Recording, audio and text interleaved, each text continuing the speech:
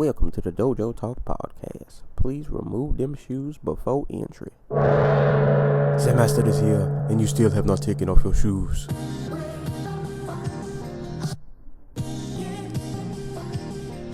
Yeah.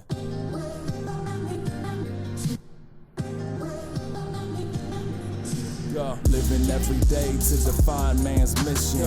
Look into the sky for divine transmission. Deaf man's vision makes the blind man listen. Eyes on the prize, this is blind ambition. Thank you. What's going on, world? Welcome to another edition of the Dojo Talk Podcast. I am your host, Serial Sensei, and we are on episode number 34. Not a whole bunch going on over here. I originally was actually gonna go see Planet of the Apes today, but weather kind of sucks, and to be honest, I just kind of didn't feel like going to see it. But I'm gonna save that till Sunday. I'm not gonna lie, I'm like a fake Planet of the Apes fan. Like, I just now saw the last two movies like 2 days ago, but really dope series. I've enjoyed it, even though I got on the bandwagon 30 years late. But hey, whatever. I'm gonna be in there sometime this weekend, probably. Definitely gonna give War of the Planet of the Apes a look, and I might review that too. I'm not sure. I also might end up reviewing this Castlevania anime on Netflix, but we'll see. I'm not gonna say too much. Hopefully, I'll end up talking about those two. As for today, back to the music, man. I've been talking about a lot of fights, but I gotta get back to the music. Got a lot of albums to run through. 3 in particular. Jay-Z's 444, Zero's No Love Boulevard, and Big Boi's Boomiverse. But real quick, just before I get started, I feel like, unfortunately, man, we've been doing rest in peace shout outs a lot more on this podcast than I would like to, but just wanted to give a quick mention, and I don't want to butcher this gentleman's name. This was a stuntman from The Walking Dead, which I'm pretty sure you guys know what The Walking Dead is. But let me pull up this gentleman's name because I don't want to get his name. Okay, so his name is John Berniker, if I'm saying that correctly. But he was a stuntman on The Walking Dead. He passed away after I think he took like a 22-foot fall on set, and he survived the initial fall, but I believe he passed away like while he was in the hospital. So just quick, rest in peace to him. Condolences to his family. I think a lot of times, we see films and everybody gives props to the actors and the directors, but we kind of forget about the people who are behind the scenes who still make everything happen and definitely play a huge parts in the movies we watch, the TV shows we watch, so on and so forth. So just wanted to give him a quick mention, and kind of there's no good way to go out, and it definitely sucks, man. You don't like hearing news like this, but just wanted to give him a quick shout out. So rest in peace to him, and like I said, condolences to his family. I think they temporarily halted shooting The Walking Dead. I think this is for season 8. Not sure when they'll start back up, but yeah, man, just wanted to give that a quick mention before we get started. So I guess without further ado, let's get started then. So what album should I start with? You know what? We're gonna start off with Jay-Z's album 444. So I feel like I need to preface this review with just a few comments. So I'm not a huge Jay-Z fan. Just gonna throw that out there. Whatever, you can fight me. We can meet 335 at the swing set if you got a problem. I don't care. But yeah, I'm not a huge Jay fan, and it's not that I think he's bad. I understand why people like him and why they rank him as high as they do when you start mentioning and naming lists of all-time great MCs. Like, I get it. I completely understand why people like him.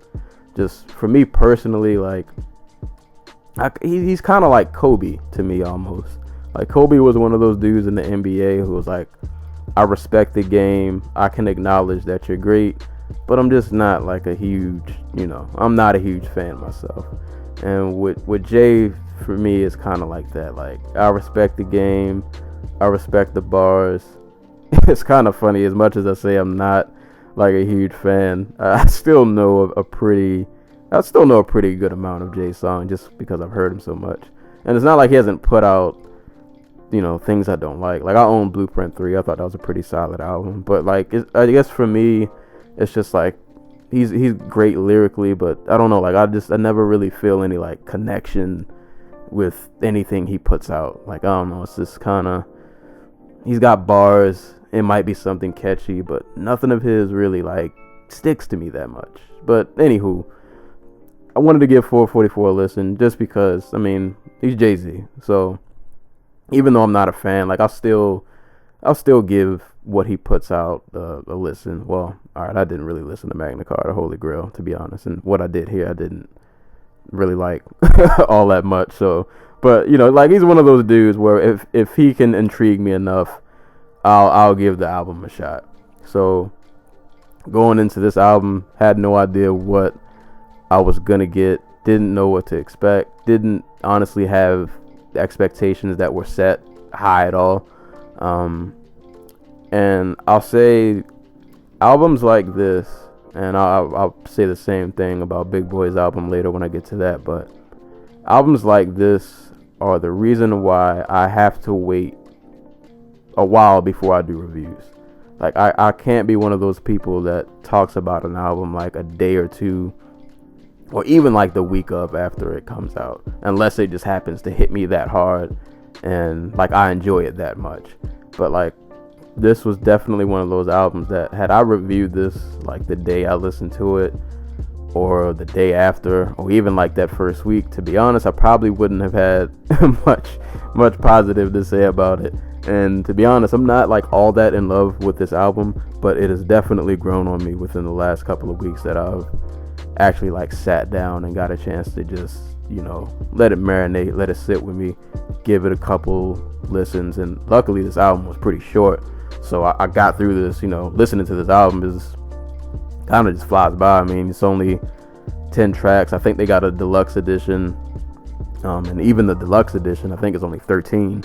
So I mean, regardless if you got the deluxe or the regular, this was a really, really quick listen. But yeah, man, I enjoyed this. This was a solid listen. I can't say personally for me where this ranks on Jay-Z's, hierarchy or in his catalog, because like I said, I'm not a huge Jay-Z fan. There's a lot of material he's put out that I've just never listened to be honest. I'm not gonna lie to you on this podcast and act like I'm the biggest Jay stan. I know all of his work. I don't. So whatever, fight me. I don't care. But yeah, I can't rank this in his hierarchy. But if I were to guess, I would say probably not his best work, but definitely like in that mid-range to top tier of his albums. This is definitely better than anything I've heard from him like as of late. Like, I haven't really listened to all of Magna Carta Holy Grail. I'm positive this is better than that. Like, I'm pretty sure, like, from what I heard from Magna Carta, it wasn't that great. And this, while there were things about this album that I didn't like, that I'll get into, but this album definitely had a lot of positives. Really the main thing that made me want to give this project a listen was when I found out that it was being produced entirely by No ID. So anything with No ID production, I'm all for it. So he pretty much had me off that. And kind of my mindset going into the album was, if anything, if I don't like the songs, I know I'm gonna find a couple of instrumentals off of here that I know I'm gonna love just because No ID is behind the boards. And I got that. I definitely got that. But I also got, something different from Jay that I feel like none of us have probably really heard. Got a chance to hear about Sean Carter, like the man behind Jay-Z. We always hear about Jay-Z brag and boast on the mic about how much money he's got and so on and so forth, but you never really, you don't get to see the guy under the suit.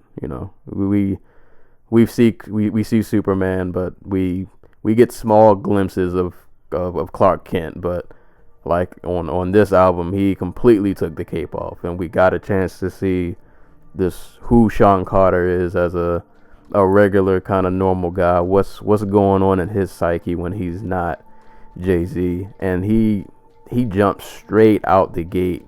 Like, this album wastes no time getting really personal. I mean, literally the first track is called Kill Jay-Z, and it's basically him like kind of tearing himself down and rebuilding himself and reminding himself of all of the, just all of like his past flaws and things that he can look back on and say like, that wasn't a good move, that wasn't a good look, that was probably something something I should have done. And I mean, to get in little specifics, he had a line, you stabbed Un over some records. Your excuse was he was talking too reckless. If anybody knows Jay-Z's history, I think even Nas mentioned that in the Ether disc about him stabbing Un.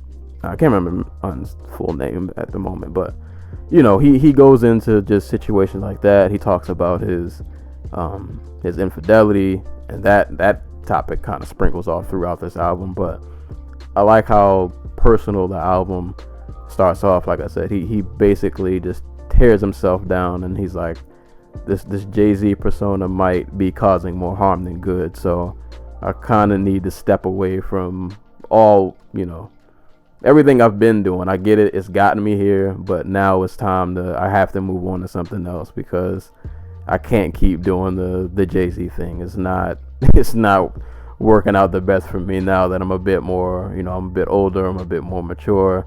This could have cost me a lot more than it gained me. So I thought that was dope that he started the album off like that. Also, I guess just to go into the sound of this track, and a lot of this album is very very soulful, really mellow.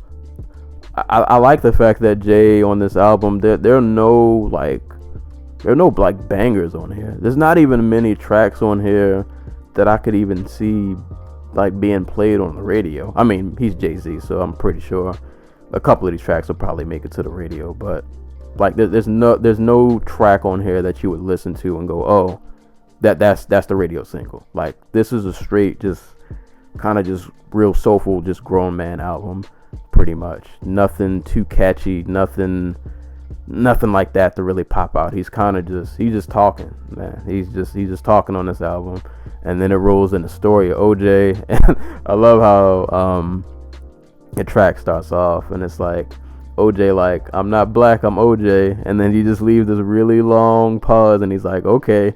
I thought that was dope how he started that off. And like, once again, the story of OJ, and I'm kind of mad because I didn't watch I heard the music video for this track was pretty dope, but I haven't gotten around to watching it yet. But yeah, man, like another track where he's just talking to him, and this track, which is also on the soulful tip. No ID did a great job on this album of just making a lot of these tracks just have that real like soulful, like hip hop sound to them. But story of OJ, definitely a lot of lines about financial empowerment, which is another theme that you'll hear throughout this album on various tracks.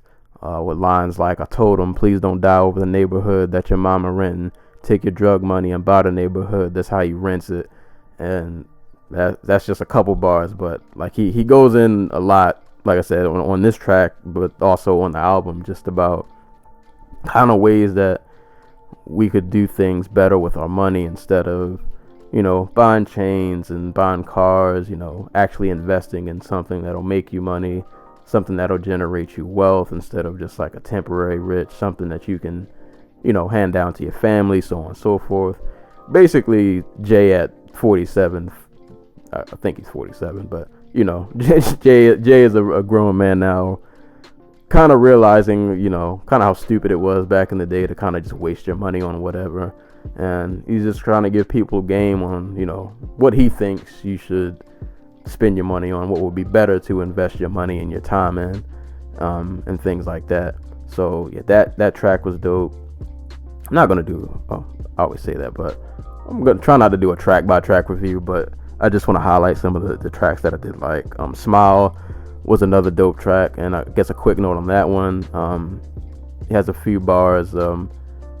Like I said, on this album, he gets really, really personal, and you get to get a good look into his personal life. And he mentions that his mom was a lesbian, which is something I'm pretty sure none of us ever knew.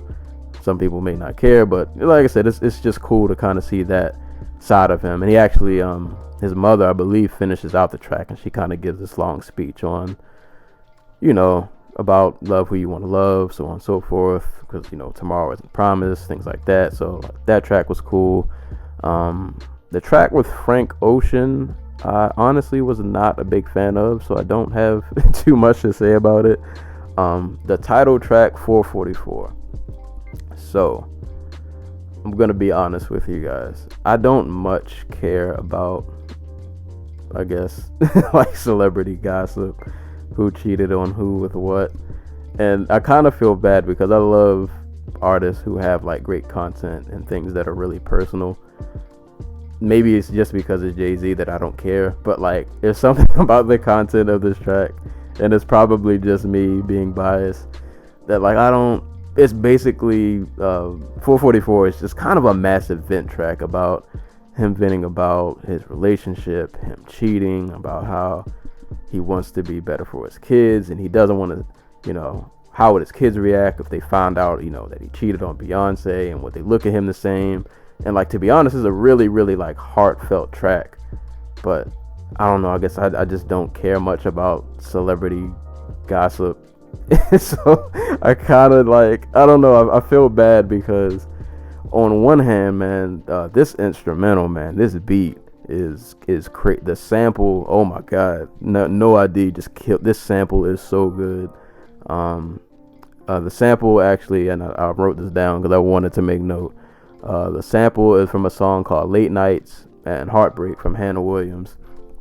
And just the way No ID chopped up the sample, man, like this beat is just so, it's one of those soulful tracks that like you feel this right in the gut, man, when it starts playing and you hear that sample kick in. But I guess, I don't know, the content, like I said, didn't care too much for. I'm pretty sure though most people who are Jay-Z fans, this is probably one of their favorite tracks. Just for me, I don't know, it's just me. Don't I don't really have much else to say. But the beat is just so mean, man. The beat just is so soulful. It's so good. And maybe that track will warm up to me. Like I said, it's not a bad song at all. It has really good content.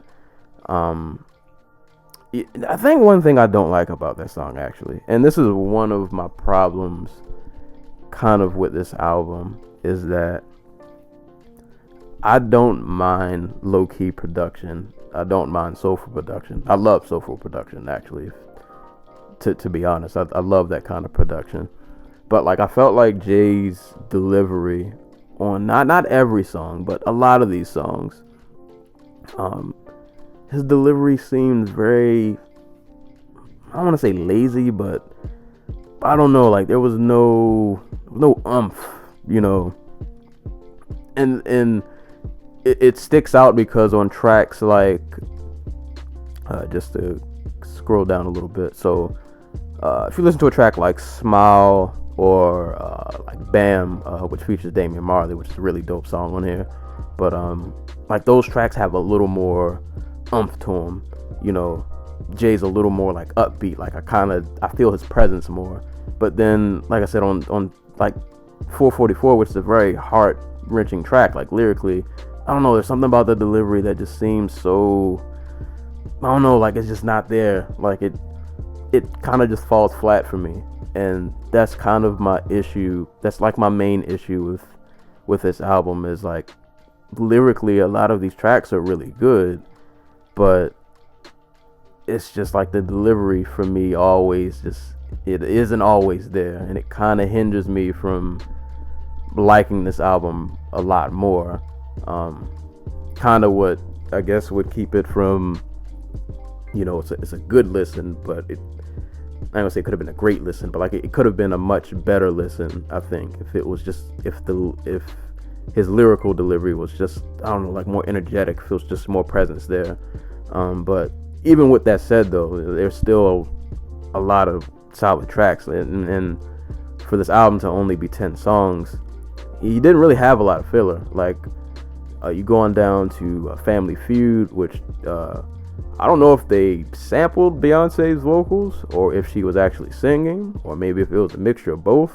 But that track was fire, and that was another track where I felt like he was definitely spitting a lot more.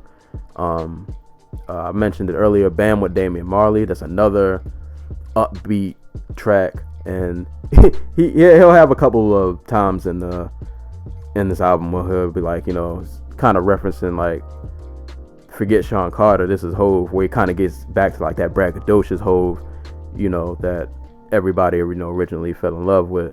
And I can definitely say, man, Jay, even at 47, man, he still got bars. Like, don't get it twisted. Like, I still have, things about this album I don't like, but I can't slight Jay on the bars, man.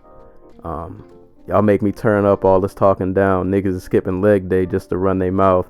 I be skipping leg day, I still run the road. I press the head of your team with one finger curl. I'll line all you up with one finger wave. Make niggas weave. Niggas out here fake. Like, Jay still got bars, man. It's still not a game. At 47, he's still flexing on, like, he's still better than most of the industry, even at his age, man. Dude still got bars for days. So, like I said, and there are a lot of clever lines. I wish I could have just took note of them all, but there are a lot of gems, lyrical gems on this album. But Bam with Damian Marley, that's a really dope track. And I guess the last track I'll mention, kind of in detail, is Marcy Me. That's probably one of my favorites, if not my favorite. Only because that this track kind of reminds me of like a vintage Hove. Definitely a track where he was definitely spitting on. Hold a Uzi vertical, let the thing smoke. Y'all flirting with death, I'll be winking through the scope.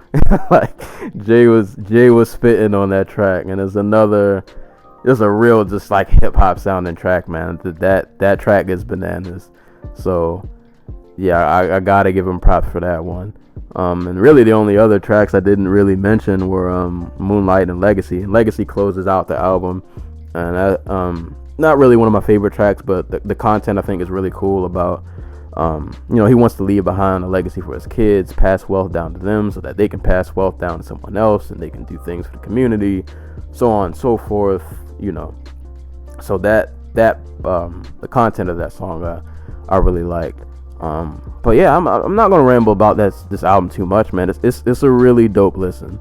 Like I said, there aren't any like bangers on here, so if you're going in thinking this is gonna sound like Blueprint 3 or I guess even Magna Carta, like this isn't that at all, man. This is a really, really soulful, like I said, kind of just grown man album. This is Jay-Z with the mask off, revealing everything, going all into the personal life, all into his philosophy of financial empowerment and being wise with your money. This is him venting out and talking about his infidelities and fully addressing that issue and how it affected him and how he's trying to become better because of it and things like that. So this is a really, to make a comparison, and I actually heard this on one of the guys from Dead End Hip Hop said this, and I kind of agree. This album sounds like, I don't know if you guys are familiar. Well, I've mentioned Odyssey before on this podcast, but Odyssey is a part of the record label Mellow Music Group, and somebody in Dead End Hip Hop has said that this sounds like a Mellow Music Group album just with Jay rapping over it, and I would definitely have to agree, just due to the fact, like I said, it's one of those just really soulful, real just like hip hop to the core listens. There aren't any bangers. Nothing on here is really screaming out at you. It's just a real soulful album. And like I said, at times for me the album his delivery to me isn't always there. So like sometimes I find myself losing interest while I listen to it. But for the most part, this was a solid listen. Like I said, it took a few listens for this to grow on me. So not sure if I'll pick the physical up yet. I don't know if I like this album enough to throw my money at it, to be completely honest. But I feel like if you're a Jay fan, especially like if you've been a fan of Jay since like Reasonable Doubt, you'll probably love this album. I'm pretty sure you'll enjoy this. If you're like me and you've kind of just been on the fence about Jay-Z, you'll probably still like this, because like I said, the content of the album is really good. The production is pretty good. It's, real low key and soulful. Just the delivery for me personally could have been better. But other than that, man, solid listen. Definitely, I would say one of Jay's better projects, at least that I've heard. So yeah, man, give this a listen, man. Like I said, if you're a Jay fan, you'll probably eat this up. And by the time I put this review out, you guys have probably listened to this album like 30 times already. So, but yeah, man, dope listen, man. Definitely a solid listen. Shout outs to Jay-Z, even at his age, still putting out quality work. And quick mention I'll mention before I get to my next album. Actually, now that I think about it, I can say this for all 3 albums, because I feel like back in the day, I remember like in the mid 90s, kind of like when I first started getting into hip hop in like mid 90s and early 2000s, to where hip hop was really, really a young man's game. It was almost like if you were over like 27 and you were still rapping, it was almost like frowned upon. It's like, are you 30 and you rap? Like people like almost clowned you for it. Like it was a bad thing. And literally all 3 of the artists that I'm reviewing today, I think all of them have been in the game like 2 decades nearly, at least, if not more. So I think it's just kind of cool that as the genre gets older, I've noticed the fans are getting older. And I feel like that whole ageism thing, I'm not going to say it's disappearing, but I feel like it's not that big of an issue anymore. Like, I think some people forget, like, Pusha T is, I don't know if he's 40, but he's pretty old, and he's, up there. And dudes like Kanye, like, all of these major, all of, like, the major acts in hip-hop, a lot of these dudes are in their late 20s, early 30s, or in Jay's case, in their 40s, and they're still putting out quality music, and nobody's really mentioning, like, age anymore. So I think it goes to prove that as long as the content is dope, the quality is dope, people are still willing to give you a listen. And I just think it's cool that, the hip hop fans are kind of growing up with the artists, and that whole ageism thing, at least the way I see it, it's not that big of a deal anymore. So yeah, once again, man, shout out to Jay-Z. Dope album, 444. Check it out if you haven't.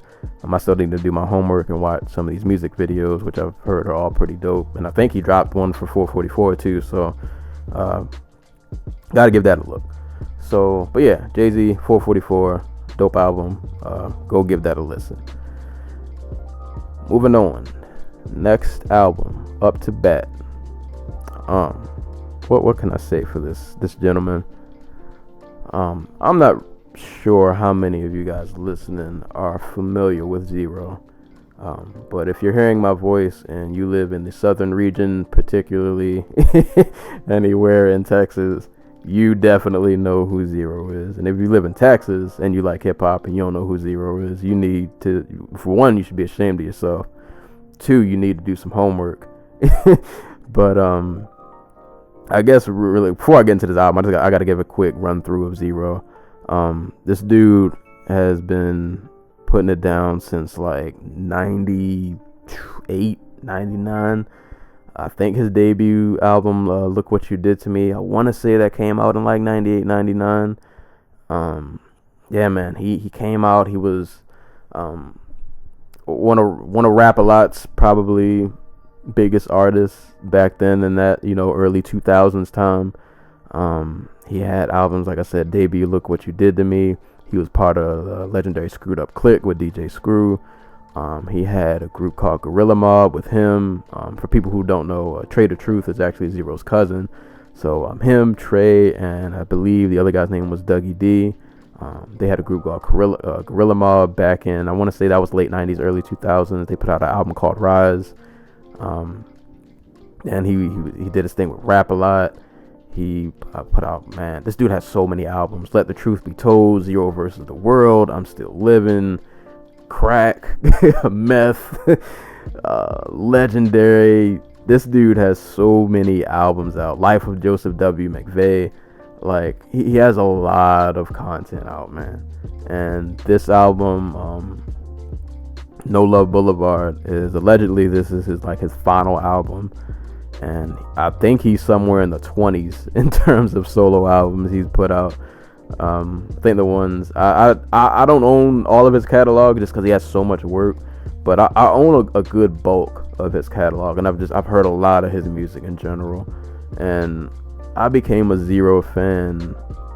I guess I'm going a quick rant. I don't care. But one of these days I'm gonna do an episode dedicated to how like the independent Texas hip hop scene, like how I came into it, because there's a whole, I don't think a lot of people know, like Houston back in like those early 2000s, kind of like before Mike Jones and those dudes got famous, and dudes like Mike Jones, Paul Wall, Slim Thug, Chamillionaire, all them, like they had their own following in Houston, and I mean big following. Like these dudes were moving units underground way before they came into major labels. Like these dudes already had money. They already knew the independent game, and in a lot of ways these guys were way ahead of their time in terms of just being independent, moving their own merch, not depending on labels, because you kind of look at how the game is now, and not everybody signed to labels. A lot of people were trying to do their own thing, and these guys in Texas, man, they were, I was originally actually born in Texas,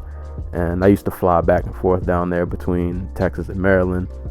And but I really got familiar with that scene when my stepbrother put me on. I used to visit him. He kind of, I guess you could say, took me to my roots. And it was kind of weird because I wasn't like a huge fan of a lot of the stuff that I heard when I first heard it, because a lot of it was chopped and screwed, and like I just wasn't really familiar with it.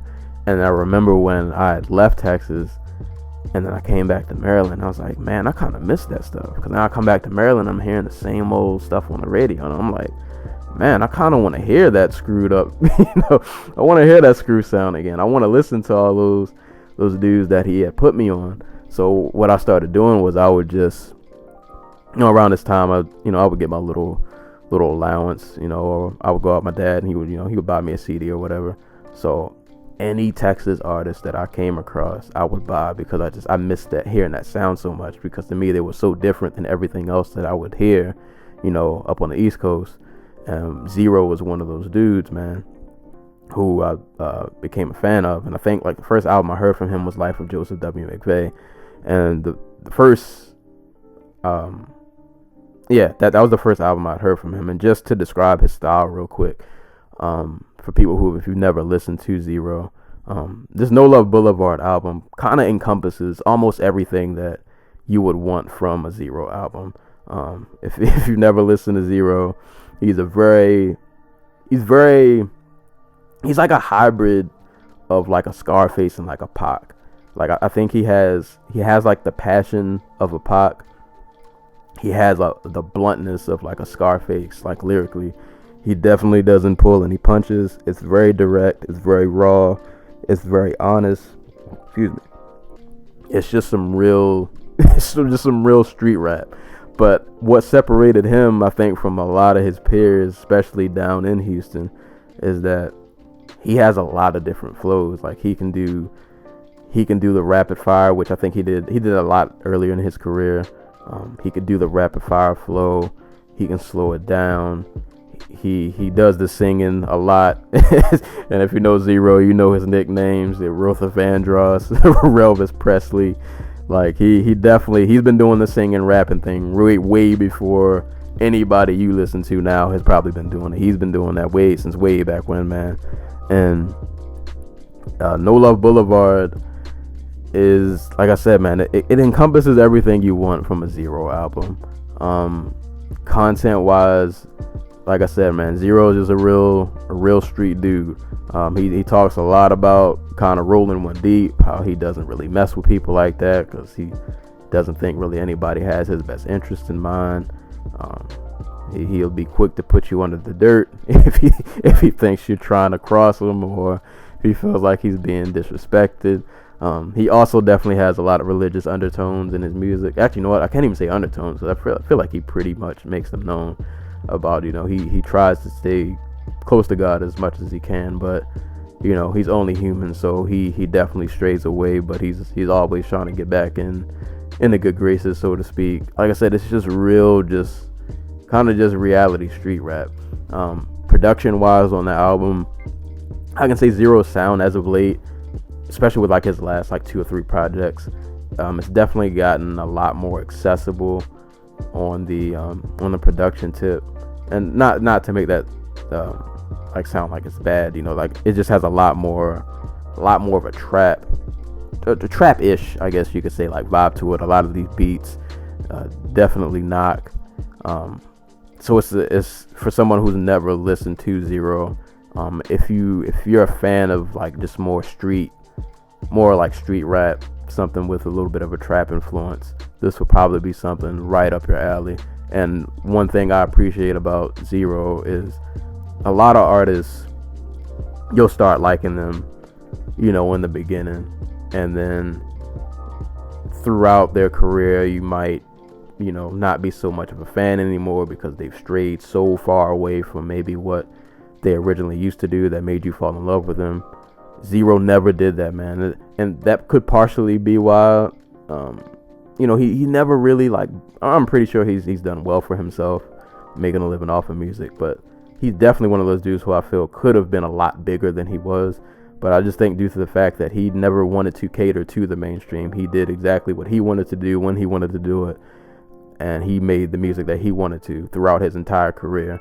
So, like, I guess the good thing is if you like this album, you'll like anything you hear from Zero, because most of what he put out doesn't stray too further from this. Other than, like I said, the production is a bit more accessible, but like the content and lyric wise, it everything else he's put out doesn't really stray too much far from this. I will say though, this album, it's a lot more melodic than normal. Actually, I can't even say the normal, but it's just the melodic side of Zero, like in terms of singing and harmonizing, that is very, very, very, very prevalent throughout this album. But I don't mind when he does it, because for one, it makes the songs so just catchy. Like they get really infectious, and I don't know, man. I love this album, man. If this is indeed Zero's last album, he went out the same way he came in, man. Just on some reality rap. Like, but I enjoy just like the rawness of his music. I guess let me pull up the track list and just to give you guys some tracks you might want to check out. I will say with this album, I tend to enjoy the first half better than the second half.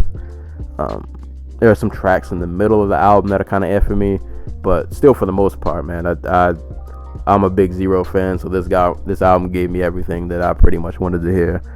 Starts off with Lost My Mind, which is a very typical Zero track, and it goes From the Other Side, which is the second track on here, which is probably one of my favorite, if not my favorite track.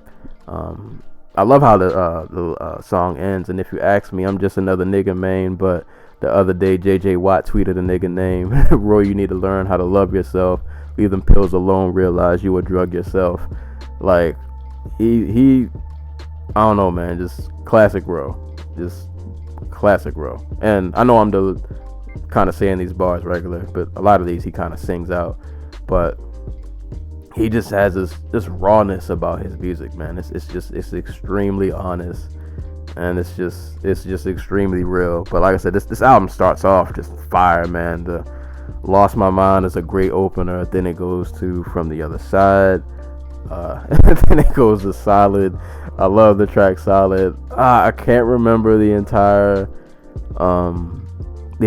line, but it was something, a line he said about how he had people doing the mannequin challenge, leave him laying stiff in a 6'6" box or something like that, man. Like that track is dope. Also has a really catchy hook. A lot of these tracks, like I said, definitely got some knock. Definitely have a kind of a trap vibe to them.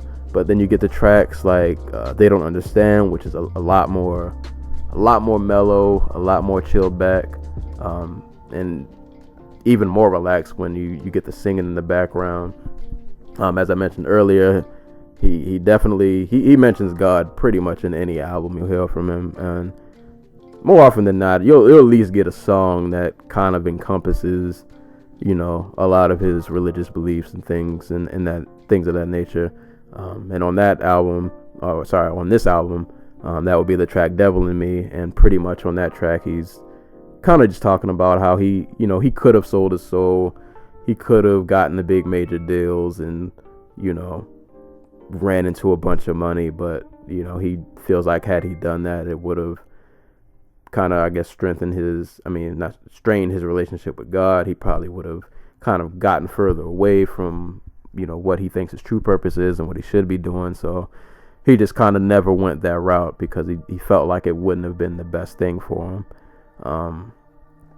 And then, like I said, content wise, it's not really a whole lot for me to talk about. Like I said, it's just a lot of street rap on here, just delivered in a very melodic way. So I'll just go through real quick, man, some of my favorite tracks. Like I said, Lost My Mind, From the Other Side, Solid, They Don't Understand, Bring a Stack. Like I said, that middle section after that, so Devil in Me is cool, but then you got like Play Me, Kiwi, Lit Up was okay. Didn't much care for Play Me or Kiwi. I don't remember We Are that much. Then it goes Bye Bye, the last two closing tracks, so Bye Bye, and then He's Not Done Yet, which is a really dope closer to this album. Yeah, man, this is just a really, if you're a fan of Zero and you've been listening to him for this long, you'll probably love this album. If you're not a Zero fan, or if you never listened to Zero, this honestly wouldn't be too bad of a starter. Not to say that this is his best work at all. I don't think this, and I don't mean that like this is a bad album. I just personally I enjoy a lot of his earlier works. I think some of his earlier works show a lot more of his versatility, because like I said, I think this album relies a lot on the singing. Not that he doesn't rap, but I would say if you never listened to Zero, I would say even if you listen to this and like it, other albums I would probably recommend you go back and listen to. Let the Truth Be Told, that's probably one of his best albums, and that album has the classic Mo City Don freestyle, which if you're from Texas, if you don't know what Mo City Don freestyle is, go to YouTube right now, type in Zero's Mo City Don freestyle, and look for a live clip of him performing it, and just watch how the crowd knows every single word, bar for bar, man. It's crazy to watch him perform this song. Like, he can literally just hold the mic out into the crowd and they'll just rap the whole thing for him. He doesn't even have to do anything. So like I said, man, let the truth be told. That's probably, I don't know if that's my favorite Zero album, but it's up there, man. That's like top 3. I would say check out Let the Truth Be Told. Check out Life of Joseph W. McVeigh. Check out his debut album, Let the Truth Be Told. Look What You Did to Me. I would say listen to those albums. That'll definitely give you a good feel of what Zero can bring to the table.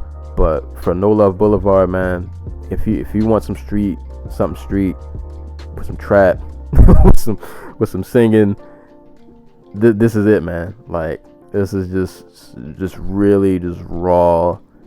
This is just as raw as real as it gets, man. Yeah, man, Zero's that dude, man. That I can go on and on. I've been a big Zero fan for a long time, so Zero's just he's always been that dude to me. Dudes like him, and he's one of those dudes I feel like in Texas who doesn't get as much props, as he probably should. Dudes like him, dudes like Devin the Dude, who've just been putting it down, man, for for Texas as a whole for a long time, man. They definitely deserve a lot of credit, and they've managed to just stay in this game for so long, man.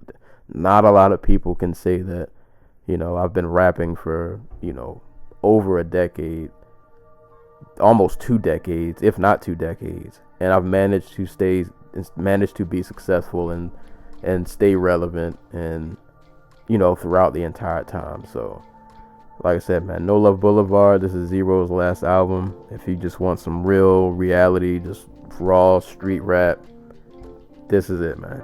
I don't got nothing else to tell you. Dope album, man. Like I said, if this is Zero's last album, this is a great one to go out on, man. And I'm glad I bought this. Glad I got my physical copy, because I listen to this album every day. So, man, shout outs to Zero. Best of luck to whatever else you decide to get into, if this is indeed your last album. And thanks for all the great music, man. I got a lot of albums from you I've been listening to for a long time that I will continue listening to. So, salutes to Zero, man. And the last album that I'm going to get into today, everybody knows him, or you should know him. If you don't, once again, you should be ashamed of yourself. One half our cast, man, Big Boi, Boomiverse. I was pretty excited when I heard he was dropping this album, even though I listened to the first one he put out, was it Chico Dusty, Son of Chico? I don't know, that album had a really long title, but it was a really dope album though, man. I love that album. I didn't listen to all of the other ones he put out. He had like Dangerous Lies and Vicious Rumor, something like that, and then he did like the EP with Phanogram. But either way, man, like, Big Boi is just one of those dudes, like, when I know if I put on something from him, I'm gonna be entertained. Like, I'm gonna hear some really good production. I know I'm gonna get something quality. But this, like the J album, another example of why I do not review albums like the day or the week that they come out, because I'll be honest, the first probably like 2 listens on this, I didn't like it all that much. There were definitely tracks immediately that I pulled off that I enjoyed, but like as a whole, this album, it didn't, like, I don't know, it wasn't clicking for me at first, and I'm not really sure why it didn't click. There definitely there are some tracks on here that I definitely think are better than others. Some tracks I don't care too much for, but as a whole, this album has grown on me a lot since I first heard it. Going into Boomiverse, man, all I wanted, man, give me some tracks that knock. Just give me some good music, man. I just want something that knocks. Let me get something that's gonna rattle my trunk a little bit. Something that's gonna be really, really well produced.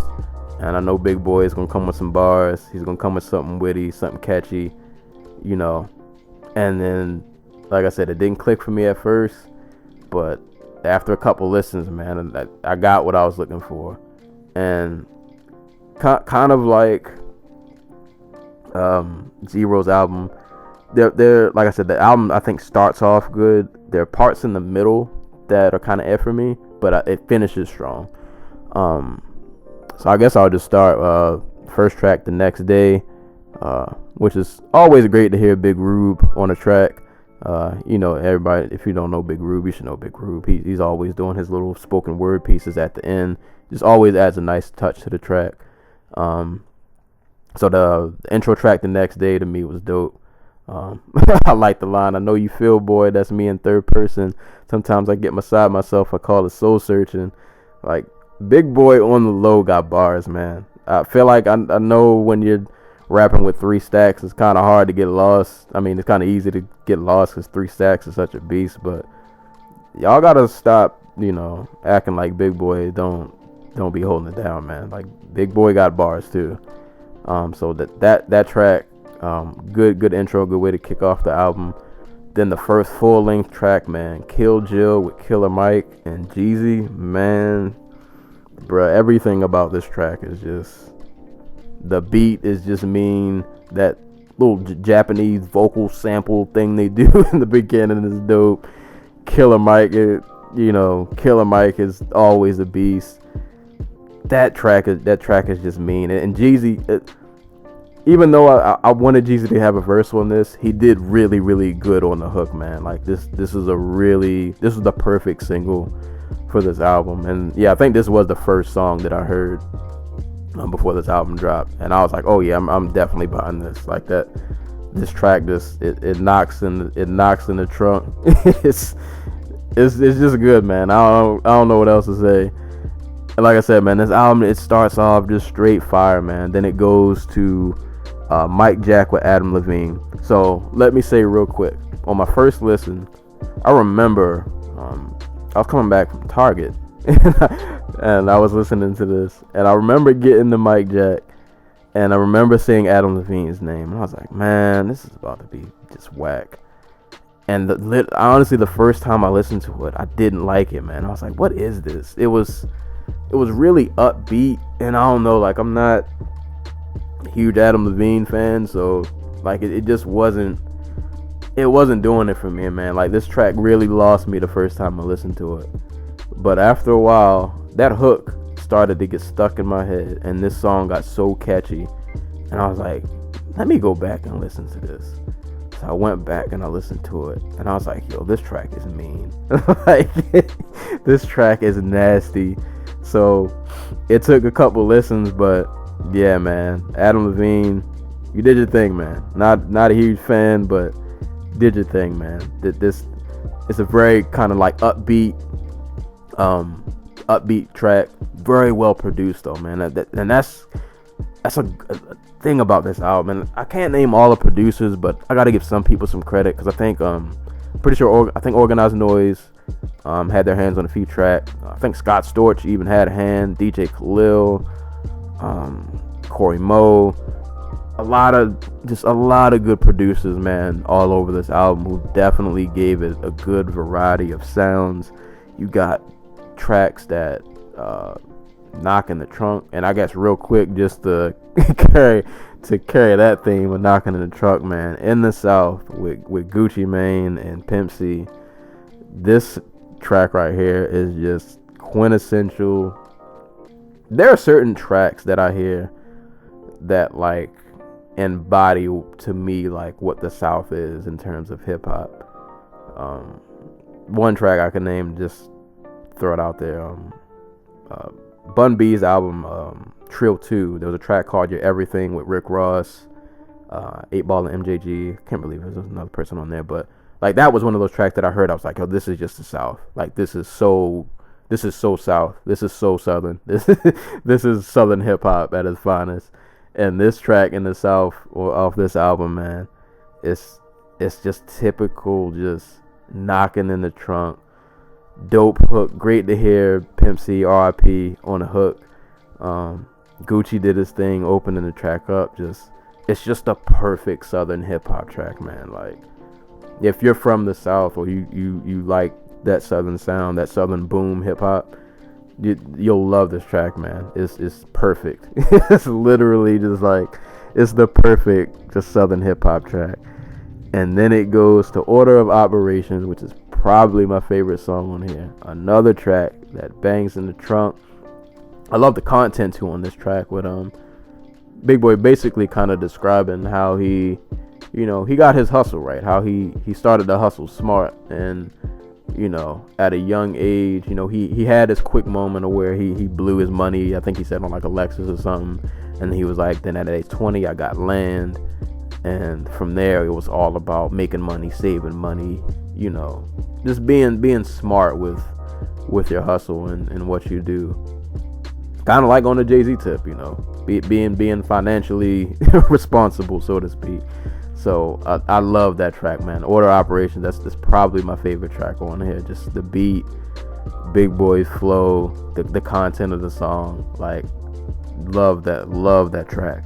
The album takes a bit of a mood turn after Order of Operations, and this is where it kind of gets to tracks that are kind of F for me. Not that I think they're bad songs. Okay. All Night. The first time I heard this track, I did not like it, and I kind of still don't. to be completely honest, it's a very well produced track.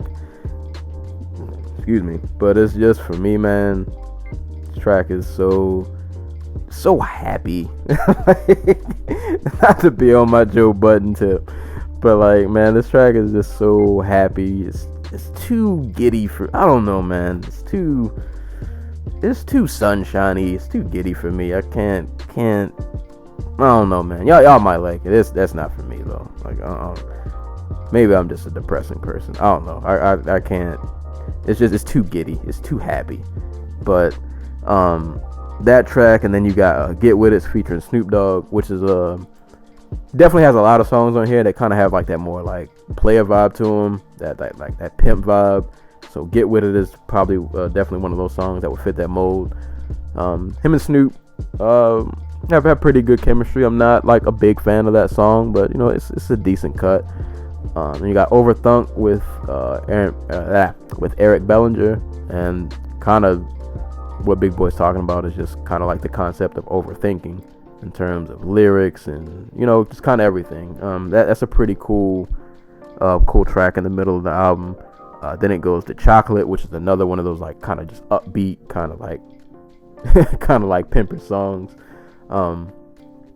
Some of the upbeat, I tend to just like more of the boom side of this album. Really like the upbeat tracks don't, aside from Mike Jack with Adam Levine, don't do too much for me. But I'm pretty sure you guys out there, you might enjoy those tracks also. They give the album a bit more variety, so it's not so samey all throughout. So you get, Big Boi gives you a lot of different looks, and I'll say, even though some of those, like I said, more upbeat tracks I'm not a huge fan of, Big Boi is very good at just being able to rap over all kinds of production. Like, he can find his pocket in any kind of beat and makes it work. And I think that speaks to his talent just as an artist, as an MC, that he can ride any type of beat and he knows how to make it work. So even though those, you know, aren't really like my favorite tracks, they're solid tracks, and you know, he does a good job making them do what they should do. It's just, for me personally, it doesn't do much for me. And then Made Man with Killer Mike and Corrupt. Haven't heard Corrupt in a while, so that was cool. I like Made Man. This track is really gritty, a really just kind of grimy instrumental, really just dirty track. Just another track that I love on here. The way this track ends though. So the next track after Made Man is called Freakonomics. But in between those two songs, I'm right at the end of Made Man. There's this little small interlude at the very end, and this guy just comes on and he's just like, "You remember when we used to go over your grandma's house and she had the plastic on the couch? It's because your grandma was a squirter." And it's just like, bruh, why why was this on that album? Why did you feel the need to give me that imagery? And then he goes from that to the track Freakonomics, which is another one of those kind of a more upbeat songs. So I guess for what it's worth, the transition between those two songs, I guess, was kind of funny, but I don't appreciate the imagery, bro. Whatever. I don't know what to say, man. But, you know, Made Man was cool. Freakonomics, you can guess what that track is about. I don't really got to go into it. And then the album ends with Follow These, which features Currency and Killer Mike. And I'm not a huge Currency guy. I don't think I've ever really listened to a Currency project, to be honest. I just kind of hear him on features. I know I've known who he is for the longest, but his music doesn't like really interest me. But I liked him on this track. Another one, kind of like Made Man. It has the boom production kind of to it, but it's a lot more like sinister sounding, a lot more dirtier, if I could describe it. Has a lot more of a grimy feel to it. So it's a good way to close the album out. So really, man, yeah, all in all, man, Boomiverse, another just dope album from Big Boi. And I think, man, I know we love 3 Stacks. I love 3 Stacks as much as the next person. But we gotta start acknowledging Big Boi. Stop treating this man like he's not there, like he's not a great MC, like he's not a great artist. He's put out quality work every time he releases, and I think he just deserves some more recognition. And this album proves that he, you know, been in the game. Like I said, man, like every artist I've reviewed today, dudes have been in the game 2 decades almost, or it may be 2 decades, and they're still putting out quality music, and they're just as good as any of your other favorite rappers you might listen to. This album, like I said, is very well produced. Big Boi definitely comes through lyrically. He's not slouching off. All of the features on here are dope. And a lot of the features are people that I'm not like huge fans of, but like the features are used really well, and they all contribute well to every track that they're on. So this album is really fun to listen to. Like I said, the middle part of the album, it kind of gets air with me, but like those first like 5 tracks are just flames, just first 5, 6, and then the middle part gets air, but then it finishes strong. So all in all, man, it's a really solid album. And like I said, the first couple of listens I wasn't too big on it, but this album has a lot of replay value now, man. I've found myself going back to this album repeatedly to give it more listens, and it just, I don't know, it knocks, man. Boomiverse is a good album title for this album, man. It definitely knocks. It definitely rattles the trunk, had your rearview mirror shaking. Dope album from Big Boi, man. Like, just really, really, really good album. Really solid project, man. I'm definitely glad I picked this up. So, all 3 albums I've mentioned, man. Jay-Z 444. Give that a listen. Like I said, if you're a Jay fan, you'll love it. Even if you're not a big Jay fan, you'll definitely probably still pull some tracks off there that you'll like. Zero No Love Boulevard, H-Town Legend. If you've been rocking with Zero for this long, you'll love that album. If you don't know Zero, you ain't familiar, you want some raw, just kind of real street rap, look no further. This is who you go to. And like I said, man, best of luck to dude, man. If it's your last album, excuse me, I've been talking for about an hour. my voice is starting to fail me. And I don't got no water in here. I'm in here dying on this microphone right now. So, oh no, I do have water. So I'm going to be unprofessional real quick. I need to take a squig because I'm dying right now. I'm sorry. I know that was extremely unprofessional, but y'all understand. I was about to roll over in here. But yeah, man, Zero, shout outs to you, man. So many years in the game, definitely gave us a lot of albums, a lot of content. So, you know, appreciate this last album, man. It was a dope listen. And Big Boi, Boomiverse, Big Boi's Big Boi, man. He does what he does, and it just seems to work every time. And hopefully people just start to open their eyes up, man. Like Big Boi, I get it, we love 3 Stacks, but Big Boi that dude too, man. Don't sleep on him, and pick this album up, man. I guarantee you'll find tracks off this album that you enjoy. But yeah, man, that's about all I got for today. I guess real quick before I leave, I have been hearing, rumors, word on the street is SoundCloud might be leaving us soon. So I know some of y'all might be listening to this on SoundCloud, so I'm not sure what the future is gonna hold. I've been thinking I might need to throw this podcast up on iTunes.